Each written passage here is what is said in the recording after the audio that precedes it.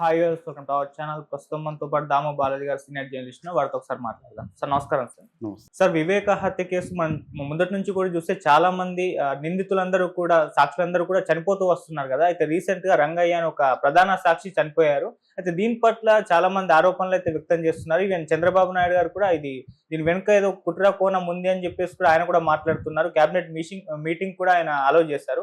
అసలు నిజంగా ఈ రంగయ్యని చంపేస్తుంటారా? ఎందుకు చంపేస్తుంటారు? మరి నిజంగా ఈయన అంత ప్రధాన సాక్ష్యం, మరి దీని గురించి మీరేం చెప్తారు? మొన్న రంగయ్య చనిపోయాడు. ఆయన ఎవరంటే వివేకానంద రెడ్డి దగ్గర వాచ్మెన్గా ఉన్నాడు. సో ఆయన చనిపోయిన తర్వాత ఒక 2 రోజుల పాటు గమ్మునుంది. మెల్లగా తెలుగుదేశం మీడియా దాని అనుమానాలు రేకెత్తించడం మొదలుపెట్టింది. దానికి తగినట్టుగా చంద్రబాబు నిన్న కేబినెట్ మీటింగ్లో ఈ విషయం మీద చర్చ చేసి ఇది అనుమానాస్పద మృతిలాగా ఉంది అని డీజీపీని పిలిచి అడిగారు. డీజీపీ హరికుమార్ గుప్తా ఆయన ఇది అనుమానాస్పద మృతిగానే ఉంది అని ఆయన చెప్పాడు. సో దాని మీద విచారణకు ఆదేశించారు. దాంతో ఒక్కసారిగా తెలుగుదేశం రాజకీయ నాయకులు, తెలుగుదేశం మీడియా రంగంలో దిగి ఇది అనుమానాస్పద మృతే, సాక్షులు ఒక్కొక్కరుగా చనిపోతున్నారు. ఇప్పటి వరకు శ్రీనివాసులు రెడ్డి, గంగాధర్ రెడ్డి, అభిషేక్ రెడ్డి వీళ్ళందరూ చనిపోయారు సాక్షులు. ఇప్పుడు ఈయన ప్రధాన సాక్షిగా ఉంటున్నాడు, ఈయన చనిపోయాడు అనేది వాళ్ళు చెబుతున్నారు. యాక్చువల్గా మనం ఆలోచిస్తే దీంట్లో వందలాది మంది సాక్షులు ఉన్నారు. రంగయ్య ఆయన ప్రధాన సాక్షి కూడా కాదు. ఆయనకి 80 ఏళ్ళు ఆల్రెడీ. ఆయనకి మతిమరుపు వచ్చి చాలా కాలం అయింది. ఆయన ఇంటర్వ్యూలు మీరు పాత చూస్తే ఆయన ఏమేమి మాట్లాడుతున్నాడో తెలియదు. ఫస్ట్ ఒక వాంగ్మూలం ఇచ్చాడు, తర్వాత మార్చుకున్నాడు.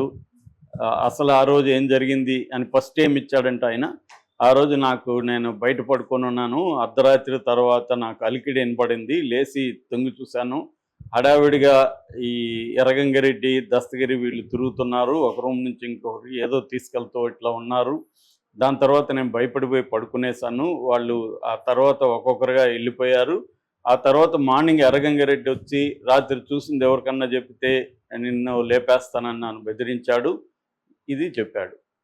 అయితే ఇక్కడ ఈయన సాక్ష్యం అలా ఉంటే ఈయన వేరే వాళ్ళకి ఎందుకు చెప్పలేదంటే భయపెట్టారు కాబట్టి చెప్పలేదని చెప్పాడు. మంచిదే. తర్వాత ఏమైంది, ఈ కృష్ణారెడ్డి పిఏ కృష్ణారెడ్డి వాంగ్మూలం, కృష్ణారెడ్డి తర్వాత అక్కడ లక్ష్మమ్మ, వంట మనిషి, వాళ్ళ కొడుకు ప్రకాష్, ఈ ముగ్గురు వాంగ్మూలం తీసుకుంటే వాళ్ళు ఏం చెప్పారంటే, మేము కృష్ణారెడ్డి అర్లీ మార్నింగ్ 5:30కి మార్చి పెట్టిన తర్వాత 5:30కి వెళ్ళాడు.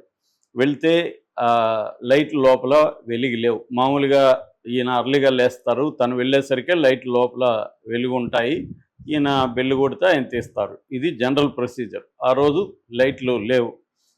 మరోపక్క ఈ రంగయ్య నిద్రపోతున్నాడు బయట ఈయన వెళ్ళేసరికి. లక్ష్మమ్మ తర్వాత వచ్చింది, లక్ష్మమ్మ కొడుకు కూడా తర్వాత వచ్చారు. ఈయన కృష్ణారెడ్డి ఫస్ట్ వెళ్ళినప్పుడు లేదు, ఈ లోపల అక్కడ ఆంధ్రజ్యోతి పేపర్ వాళ్ళకి వస్తుంది, దాన్ని చదువుకుంటున్నాడు బయట లైట్లు వెలుగులో. ఈ లోపల ఆయనకి డౌట్ వచ్చింది, ఎందుకు సార్ ఇంకా లేవలేదని. ఎప్పుడైనా ఇలాంటివి జరిగినప్పుడు సార్ తిడతారు లేపకపోతే, నన్ను ఎందుకు లేపలేదని. అందుకని ఆయన ఏం చేశాడంటే, వాళ్ళ భార్య సౌభాగ్యం హైదరాబాద్లో ఉంటే ఆమెకు ఫోన్ చేశారు, సార్ ఇలా లేవలేదమ్మా, లైట్లు వేయలేదు అంటే. ఆమె ఏం చెప్పిందంటే, రాత్రి లేటుగా వచ్చినట్టున్నాడు సారు, కొద్దిసేపు ఆగు అని చెప్పింది. దాంతో ఈయన ఆగాడు. ఈ లోపల వంట మనిషి ప్రకాష్ వచ్చారు. సో అప్పుడు మళ్ళీ ఫోన్ చేశాడు ఆమెకి, సౌభాగ్యం. ఎంతసేపు లేవకుండా ఉండడే అని ఆమె కూడా డౌట్ ఎక్స్ప్రెస్ చేసింది. దాంతో వీళ్ళు లోపలికి వెళ్ళి అటు ఇటు కిటికీల్లో నుంచి తొంగి చూడడానికి, లోపలికి చూడడానికి ట్రై చేస్తున్నారు. అప్పటికి కూడా ఇతను లేవలేదు.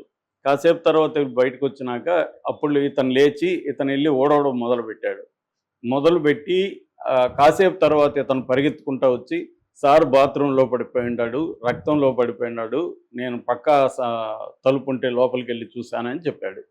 అంటే ఒక వ్యక్తి రాత్రి మర్డర్ చూసిన వ్యక్తి తెల్లరు ప్రశాంతంగా నిద్రపోగలుగుతాడా అనేది ఇక్కడ డౌట్.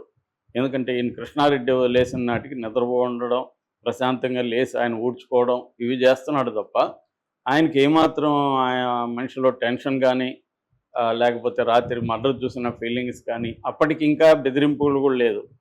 ఎందుకు బెదిరించిన తర్వాత కదా, మార్నింగ్ 5:30కి వచ్చి బెదిరించలేదు, నైట్ బెదిరించలేదు, అప్పటికి బెదిరించలేదు.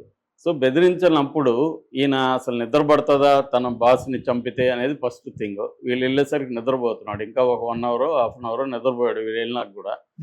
సో ఇది ఈ సాక్ష్యం ఎట్లా చెల్లుతుంది. దాని తర్వాత ఆయన ఏం చెప్పాడంటే, నన్ను సిబిఐ వాళ్ళు తీసుకెళ్ళి 1 మంత్ పెట్టుకొని కొట్టారు, అందుకని నేను వాళ్ళు చెప్పమన్నట్టు చెప్పానని కూడా ఈయన మీడియాతో కూడా చెప్పాడు. నాకేమీ గుర్తులేదు, ఇప్పుడు వాళ్ళు కొట్టినాక నాకు మైండ్ చెడిపోయింది, నాకు మెమరీస్ పోయింది అనేది కూడా మీడియాతో, అవన్నీ మీడియాలో రికార్డులు ఉన్నాయి, వీడియోలు ఉన్నాయి.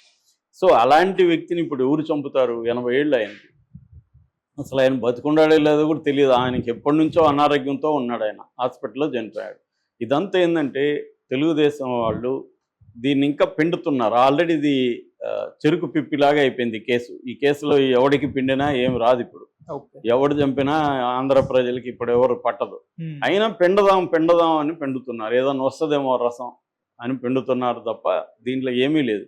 అంత సీరియస్గా ఉంటే ఇవాళ బీజేపీ గవర్నమెంట్ సెంట్రల్లో వీళ్ళదే ఉంది, చంద్రబాబు మీద ఆధారపడే అక్కడ గవర్నమెంట్ ఉంది, ఇక్కడ వీళ్ళ గవర్నమెంటే ఉంది. మరి ఎందుకు అవినాష్ రెడ్డిని అరెస్ట్ చేయట్లేదు? అప్పుడంటే సిబిఐని అడ్డుకున్నారు, జగన్ పోలీసులు, ఇవన్నీ కథనాలు వచ్చాయి. ఇప్పుడు మీరే కదా ఉన్నారు కేంద్రంలో, మీరే కదా ఇక్కడ ఉన్నారు. మరి అవినాష్ రెడ్డిని అరెస్ట్ చేయండి. ఆయన ఏ8గా ఉంటున్నాడు కేసులో, ఆయన ఎందుకు అరెస్ట్ చేయట్లేదు? ఈ కేసుని ఎందుకు ట్రయల్కి తీసుకెళ్ళట్లేదు? 9 నెలలు అయింది, ఎందుకు ట్రయల్కి తీసుకెళ్ళమని ఒత్తిడి చేయట్లేదు? ట్రయల్కి డెడ్ లైన్ కూడా విచారణ ముగించి ట్రయల్కి చేయాలి, విచారణ ముగించడానికి సుప్రీంకోర్టు డెడ్ లైన్ పెట్టి కూడా 2 ఏళ్ళు అయింది. సో మొత్తంగా 6 ఏళ్ళు అయింది కేసు. 6 ఏళ్ళు అయితే మరి చంద్రబాబు వచ్చి 9 ఏళ్ళు అయితే అటువైపు నుంచి ఎందుకు ప్రెజర్ చేయట్లేదు? అంటే క్లియర్గా ఏంటంటే ఈ కేసుని రాజకీయంగా ఉపయోగించుకుందామని జగన్ ట్రై చేస్తాడు. గతంలో 2019లో జగన్ ఉపయోగించుకున్నాడు. నారాసు రక్త చరిత్ర పుస్తకం వేసి మా బాబాయిని తెలుగుదేశంలో చంపారని చెప్పాడు. ఆయన కూతురు వివేకానంద రెడ్డి కూతురు కూడా జగన్కు ఉపయోగపడింది, తెలుగుదేశంలో చంపారని ఆమె కూడా మీడియాలో మాట్లాడింది. ఆ రకంగా జగన్ తెలుసు ఇది ఎవరు తెలుగుదేశం చంపించలేదని తెలుసు జగన్కి. కానీ దాన్ని రాజకీయంగా జగన్ ఉపయోగించుకోవాలి అనుకున్నాడు, ఉపయోగించుకున్నాడు. తర్వాత మేల్కొన్నారు వీళ్ళు తెలుగుదేశంలో. అప్పటి నుంచి ఇంకా ఈ 5 ఏళ్ళు అప్పుడప్పుడు డ్రామాలు నడుపుతూనే వచ్చారు, వివేకానంద రెడ్డిని జగనే చంపించాడని. సో దీంట్లో ఏంటంటే ఆల్రెడీ మనకి హైకోర్టు ఇక్కడ జస్టిస్ లక్ష్మణ్ గారు 16 ప్రశ్నలు సిబిఐకి సంధించారు. ఆ 16 ప్రశ్నలు కానీ చూస్తే ఎటువంటి మెటీరియల్ ఎవిడెన్స్ ఇప్పటివరకు ఉన్నట్టుగా తెలియదు. ఆయన రాసిన లెటర్ని నన్ హైడ్రైన్ టెస్ట్కి పంపిస్తే అది ఇప్పటివరకు వచ్చిందో లేదో తెలియదు. ఇవన్నీ పక్కన పెట్టేసింది మీడియా. ఇప్పుడు ఈ ముసలాయన మెమరీ ఎప్పుడో కోల్పోయి ఆయనకి ఏం చెప్తున్నాడో కూడా ఆయనకే తెలియని ముసలాయన్ని ఆయన చనిపోతే దాన్ని వైసీపీ చంపించిందని చెప్పడానికి నానా బాధలు పడుతున్నారు. దీంట్లో ఏమీ జరగదు, విచారణలో ఏమీ తేలదు. ఇదేంటంటే రాజకీయంగా ఆల్రెడీ పిప్పి అయిపోయిన కేసుని ఇంకొంత పిండదాము అన్న ఆలోచనలో ఉన్నారు తప్ప అంతకంటే దీంట్లో ఒరిగేది జరిగేది ఏమీ ఉండదు. ఈ ఆయన అది కూడా 2 రోజుల తర్వాత వీళ్ళకి ఐడియా వచ్చినట్టుంది. ఆయన చనిపోయి కూడా 2-3 రోజులు అయింది. 2-3 రోజుల తర్వాత వీళ్ళకి ఐడియా వచ్చి నిన్న దీన్ని ఎందుకు మనం వదిలేయాలి అని.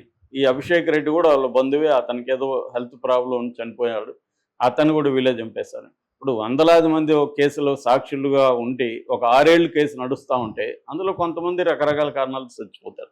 మరి మిగతా గతంలో శ్రీనివాసరెడ్డి, గంగాధర్ రెడ్డి వీళ్ళు చనిపోయి ఉంటే వీళ్ళు చెప్పినట్టుగా మరి మీ గవర్నమెంట్ 9 నెలలకు ఉంది కదా, ఎందుకు ప్రూవ్ చేయలేదు? అసలు ఈ మర్డర్ జరిగిందే తెలుగుదేశం ప్రభుత్వంలో కదా, అప్పుడు ఎందుకు ప్రూవ్ చేయలేదు? సో ఇదేంటంటే కేసుని ప్రూవ్ చేయాలి, దీంట్లో దోషులకు శిక్షలు పడాలి అనేది ఎవరికి లేదు, ఇక్కడ జగన్కి లేదు, చంద్రబాబుకి లేదు.